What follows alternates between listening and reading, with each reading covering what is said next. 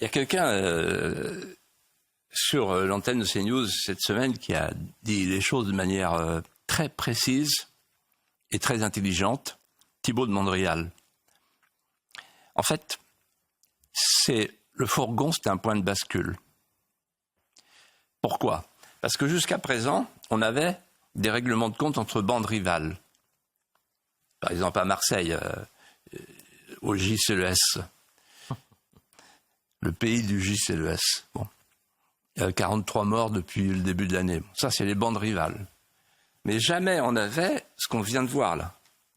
Une opération de commando de guerre contre l'État.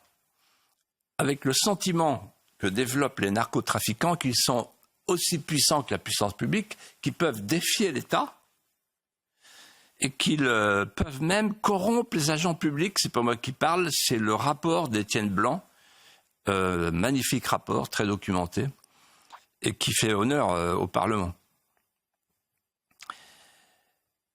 Alors, en fait, cette scène qu'on vient de revoir, c'est une scène qu'on peut voir au Mexique, narco-État. C'est une scène qui indique la sud-américanisation de la France.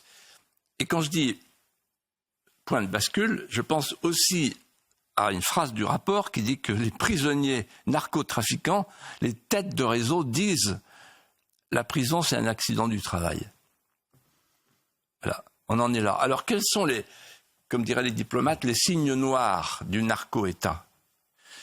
Eh bien, un narco-État, c'est qu'il y a un État parallèle qui a ses propres hiérarchies, qui a sa propre police, qui a sa spécialisation des tâches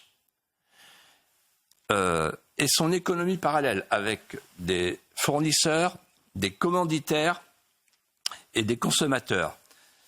Du côté de l'importation, c'est très simple. Merci Schengen.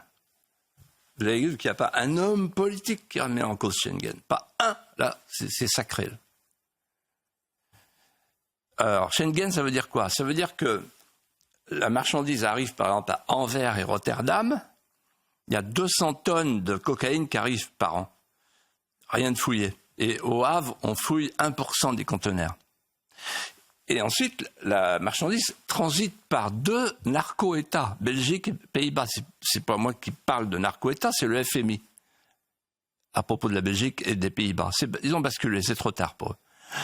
Et puis ensuite, ça se disperse chez nous. Et nous, on a, d'après le rapport du Sénat, 3000 points de deal, ça fait 3000 paroisses, vous voyez.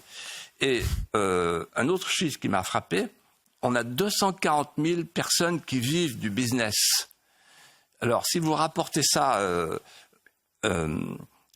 au business de la grande distribution, eh bien, Leclerc, c'est 130 000 personnes et Carrefour, 100 000. Vous voyez. Donc, en fait, c'est beaucoup plus rentable. Et en termes de consommation, il y a 5 millions de consommateurs en France et le chiffre d'affaires, la fourchette haute, c'est 6 milliards d'euros. Donc, ça devient hyper rentable, vous voyez. Et le recrutement se fait comment ? Il se fait dans l'immigration de masse. Bon, donc tout est dit. Tout est dit. Et les magistrats de Marseille ont bien expliqué, nous sommes en train de perdre la guerre. Donc face à cela, la question que je me pose, et elle est grave, pourquoi les élites dirigeantes, toutes catégories confondues, ont si peu d'empressement pour mener cette guerre ? Pourquoi M. Dupond-Moretti est-il allé à Marseille pour morigéner les magistrats qui avaient dit « on est en train de perdre la guerre » ?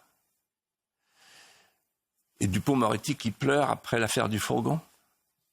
Larmes de crocodile. La France est le seul pays où quand un ministre a montré sa défaillance, il ne démissionne pas.